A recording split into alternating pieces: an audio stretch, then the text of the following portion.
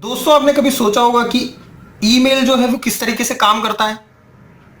हम ईमेल भेजते हैं अपनी ईमेल आईडी से अपने फ्रेंड की ईमेल आईडी को, अपने कलीग्स की ईमेल आईडी को। आखिर ये किस तरीके से काम करता है, कैसे एक ईमेल, कैसे एक सब्जेक्ट या कैसे एक मैटर जो है वो एक जगह से दूसरी जगह जाता है, कैसे हम अपने मैसेज को कन्वे करते हैं बाया ईमेल प्रोसेस।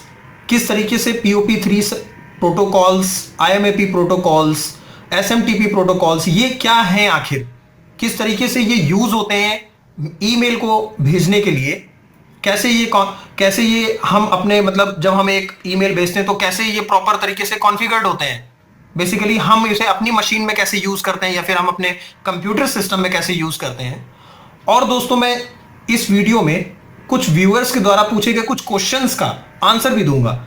सो आप देखते रहिए इस वीडियो को एंड तक। मेरा नाम है रजत, आप देख रहे हैं technical library. Let's do it.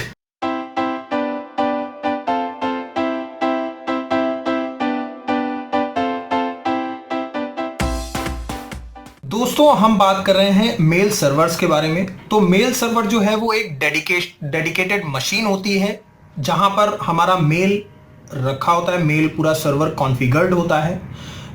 अगर मैं डिफरेंट केसेस की बात करूं तो नॉर्मली जो है वो वेब सर्वर और मेल सर्वर वो दोनों एक ही जगह रख दिए जाते हैं। बट कुछ एक केसेस की अगर मैं बात करूं, जैसे याहू का सर्वर हो गया, जीमेल का सर्वर हो गया, हॉटमेल का सर्वर हो गया, तो ये बेसिकली मेल सर्वर पर्टिकुलर जो मेलिंग के लिए ये यूज करते हैं वो एक इंडिविजुअल डेडिकेटेड मशीन्स बना देते हैं, डेडिकेटेड सिस्टम रख देते हैं जो ईमेल्स के प्रोसेस को हैंडल करता है। अब अगर मैं बात करूं कि ईमेल के प्रोसेस को हैंडल करने के लिए हम प्रोसेस क्या यूज करते हैं, तो बेसिकली जब हम एक ईमेल भेजते हैं और जब हम एक ईमेल रिसीव करते हैं, उन दोनों चीजों के लिए हमें प्रोटोकॉल्स यूज करने होते हैं। प्रोटोकॉल्स हो गया सेट ऑफ रूल्स। इनका मतलब कुछ रूल्स लिखे हुए हैं जिनके बिहाफ पर हम पर्टिकुलर चीज के लिए, चाहे वो सेंडिंग मेल हो चाहे रिसीविंग मेल हो, हम उनको यूज करेंगे, उन रूल्स को यूज करेंगे इन दोनों प्रोसेस के लिए। अब अगर मैं बात करता हूं सेंडिंग प्रोसेस के लिए, अगर आप अपने जीमेल अकाउंट को ओपन करते हैं और उसके बाद वहां पे कंपोज बटन क्लिक करके आप कोई ईमेल टाइप करते हैं और भेजते हैं अपने फ्रेंड को, तो जो आप प्रोसेस भेजने के लिए यूज करते हैं उसके लिए रिस्पॉन्सिबल होता है SMTP, simple mail transfer protocol. इसका फुल फॉर्म है। मतलब कि अगर आप वर्ड से देखो तो ये प्रोसेस क्या है, एक सिंपल मेल ट्रांसफरिंग के लिए यूज किया जाता है। उसके अंदर कुछ एक रूल्स होते हैं, कुछ एक कोड्स लिखे होंगे जो आपके पर्टिकुलर मैसेज को कन्वर्ट करेंगे उस फॉर्मेट में जिस फॉर्मेट में जो रिसीवर एंड पे जहां पे आप भेज रहे हो मेल उनको चाहिए, या उस पर्टिकुलर प्रोटोकॉल के हिसाब से ही वो मेल कंप्रेस या फिर वो मेल कन्वर्ट किया जाएगा। तो इसके लिए रिस्पॉन्सिबल हो गया SMTP। बट अगर अब मैं बात करता हूं दूसरे एंड की, मैंने आपको मेल भेजा तो आपने जब रिसीव किया तो रिसीव करने के लिए भी प्रोटोकॉल्स रिस्पॉन्सिबल है। उसमें दो प्रोटोकॉल यूज होते हैं, या यूं कहें कि प्रोटोकॉल तो एक ही यूज होगा बट दो तरीके के अवेलेबल है हमारे पास। पहला प्रोटोकॉल हो गया POP3 पोस्ट ऑफिस प्रोटोकॉल, दूसरा हो गया IMAP internet message access protocol. ये दो तरीके के प्रोटोकॉल है।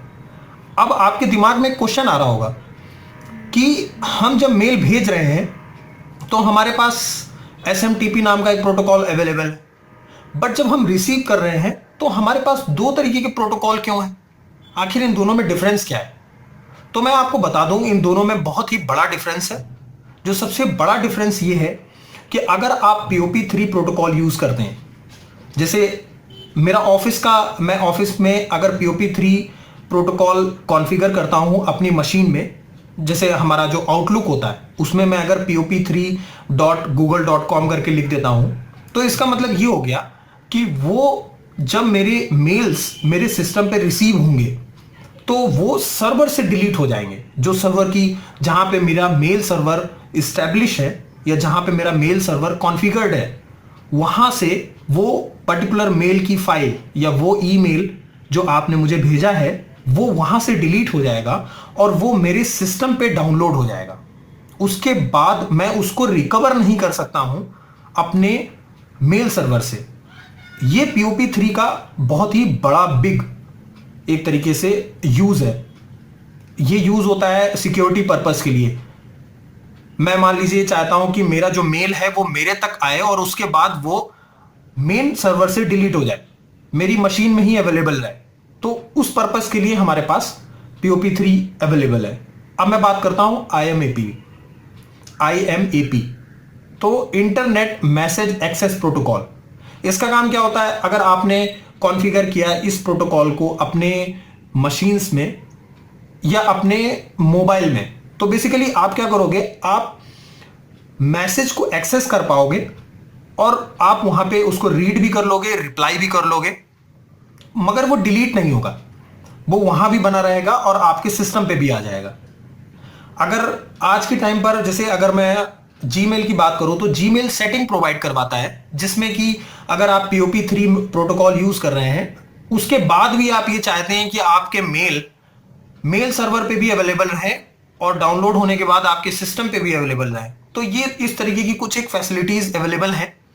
वो दोनों जगह भी अवेलेबल हो सकते हैं, बट अगर आप बेसिकली प्रोटोकॉल्स के बिहाफ पे बात करें तो POP3 और IMAP, इन दोनों में सबसे बड़ा डिफरेंस यही होता है कि आपका जो IMAP होता है वो एक कॉपी आपके मेल सर्वर पे रखता है ईमेल की, और एक कॉपी है वो अपने पास रखता है। अब मैं एक सिंपल प्रोसेस की बात आपको समझाने की कोशिश करता हूं कि अगर मैं एक मेल भेजता हूं, मैं मेल भेज रहा हूं आपको, आपका ईमेल आईडी है मान लीजिए जीमेल पे, मेरा ईमेल आईडी है याहू पे।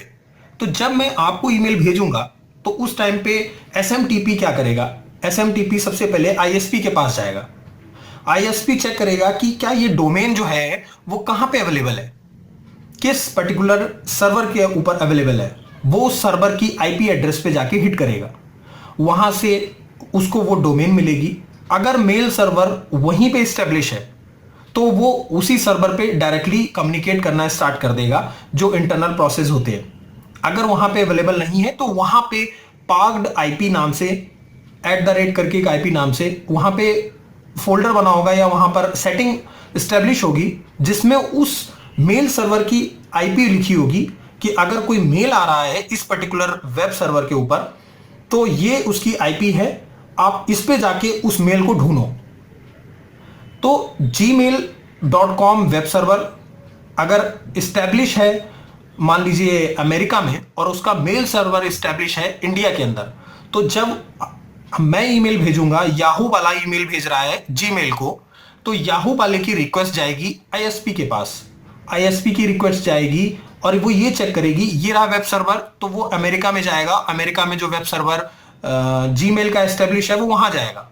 उसके बाद वहां पे उसको एड्रेस मिलेगा जहां पे लिखा होगा कि उसका मेल सर्वर जो है वो इंडिया के अंदर एस्टेब्लिश है, तो वो इंडिया के अंदर मेल सर्वर वाली उस IP पे जाएगा और वहां पे आपके नाम से उस पर्टिकुलर फोल्डर को ढूंढेगा जहां पे आपका अकाउंट बना हुआ है, और वहां पे जाके वो बेसिकली वहां पे मैसेज रख देगा, या यूं कहें कि वो उस मेमोरी में आपके नाम से जो फोल्डर बना हुआ है वहां पर वो एलोकेट कर देगा उस मैसेज को। फिर जब आप IMAP या POP3 के थ्रू एक्सेस करेंगे क्लाइंट इंटरफेस को, या यूं कहें कि एक पूरा जीमेल आप एक्सेस करते हो अपना, तो वो आपको उस पर्टिकुलर मेमोरी पे एलोकेटेड मैसेज को आपके इनबॉक्स में मेंशन कर देता है, और उसके बाद आप उस पर्टिकुलर जगह पे क्लिक करके आप उस मैसेज को पढ़ सकते हो। उसके अंदर जो भी डाउनलोडेड फाइल्स हैं या जो भी हैं उनको आप रीड कर सकते हो।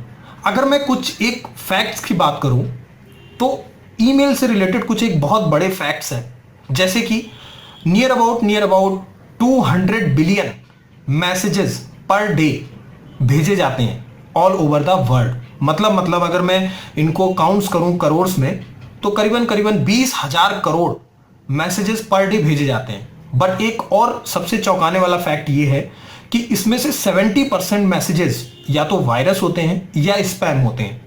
सिर्फ और सिर्फ 30% मैसेजेस जो हैं वो फैमिली या फ्रेंड्स के होते हैं। अगर मैं आपको समझाऊं एक और सिंपल लैंग्वेज में, तो करीब 100 मैसेजेस अगर मैं रिसीव करता हूं, उसमें से 70 मैसेजेस जो होंगे वो या तो स्पैम होंगे या ही वायरसेस होंगे। उसमें से 30 मैसेजेस जो हैं वो या तो आपके फैमिली या आपके फ्रेंड्स या फिर आपके जो पर्सनल यूज के लिए हैं वो होंगे। और एक बड़े फैक्ट की अगर मैं बात करूं तो करीब करीब all over the world 4.25 billion, मतलब 425 करोड़ ईमेल अकाउंट्स रजिस्टर्ड है, बट उनमें से आधे अकाउंट्स एक्टिव है। मतलब करीब करीब 225 करोड़ अकाउंट्स जो हैं वो यूज होते हैं कमर्शियल यूज के लिए, और बाकी बिजनेसेस के लिए यूज किए जाते हैं, कंज्यूमर एंड कमर्शियल बोथ के लिए बेसिकली। तो ये कुछ बहुत बड़े फैक्ट्स हैं जो ईमेल पर्पस के लिए यूज किए जाते हैं। अब मैं आपको एक क्वेश्चन एक यूजर ने पूछा था जिसका मैं आंसर देना चाहता हूं इस वीडियो में, जिनका नाम है प्रखर त्रिवेदी। इन्होंने मुझसे पूछा था कि जो बैंक सर्वर होते हैं वो कभी डाउन हो जाते हैं, कभी हम लोग शॉपिंग मॉल्स में जाते हैं, वहां पे सर्वर डाउन हो जाते हैं, कोई टाइम स्लॉट्स नहीं होता है, कुछ भी नहीं अवेलेबल होता है, बस डाउन हो गया, वेट कर रहे हैं, कॉन्टिन्यूसली वेट करते आ रहे हैं, कोई एक स्पेसिफिक टाइम स्लॉट नहीं होता। तो बेसिकली ये डाउन कैसे होता है? अगर मैं बात करूं प्रखर, तो बेसिकली होता क्या है कि जब हम कोई भी कंप्यूटर सिस्टम परचेज करते हैं या फिर हमने इंटरनेट परचेज किया, तो इंटरनेट के लिए फाइबर केबल आई, हमारा कंप्यूटर सिस्टम है, मान लीजिए हमारे यहां लाइट चली गई, या फिर हमने जो इंटरनेट यूज किया है केबल वो डैमेज हो गई, या फिर हमारे कंप्यूटर सिस्टम के अंदर प्रोसेसर जो है वो ओवरहीटिंग की वजह से ऑफ हो गया, या फिर हमारी हार्ड डिस्क क्रैश हो गई, या फिर कोई भी इंटरनल हार्डवेयर प्रॉब्लम आती है, तो बेसिकली उसको ठीक करने में इंजीनियर्स पहले उसको सर्च करते हैं कि यहां पर ये प्रॉब्लम आई, या फिर एक और चीज रहती है कि सिस्टम अपग्रेड होता है। तो उन सभी चीजों के लिए जो है वो मेल जो सर्वर्स होते हैं वो डाउन हो जाते हैं, डाउन इन द सेंस वो ऑफलाइन कर दिए जाते हैं, और उसके बाद उन पे मेंटेनेंस होता है, काम होता है। अब कुछ ऐसे मेंटेनेंस होते हैं जो नोन होते हैं, जैसे कि मैंने बोल दिया कि मैं संडे को 12 बजे अपने पूरे सिस्टम को अपग्रेड करूंगा, तो यूजर को पता रहता है कि चलो कल 12 बजे के बाद सिस्टम डाउन रहेंगे, कोई भी बैंक में काम नहीं होगा या कोई भी मॉल में शॉपिंग नहीं हो पाएगी। बट जो सडन होता है, जो इमीडिएट एकदम से सडनली कोई चीज हैंग कर जाती है, कोई चीज करप्ट कर जाती है, या फिर कोई केबल डैमेज हो जाती है, तो उसके लिए जितना टाइम उसको ठीक करने में लगता है, उसको सर्च करके ठीक करने में लगता है, वही टाइम लगता है, उतने टाइम तक आपके सर्वर ऑफलाइन रहते हैं, या फिर एक तरीके से आपकी मशीन बंद पड़ी है तो आप यूज कैसे कर पाएंगे। तो वो होता है टाइम डाउन, जिसे बोलते हैं सर्वर डाउन हो गया, सर्वर मेंटेनेंस में है, सर्वर अपग्रेड हो रहा है, ये सब उसी के प्रोसेस है। ये है आपका आंसर। मुझे उम्मीद है कि आपको ये video related with the mail server और कुछ एक सजेशंस के बाद मुझे लगता है कि आपको ये वीडियो पूरी समझ में आई होगी।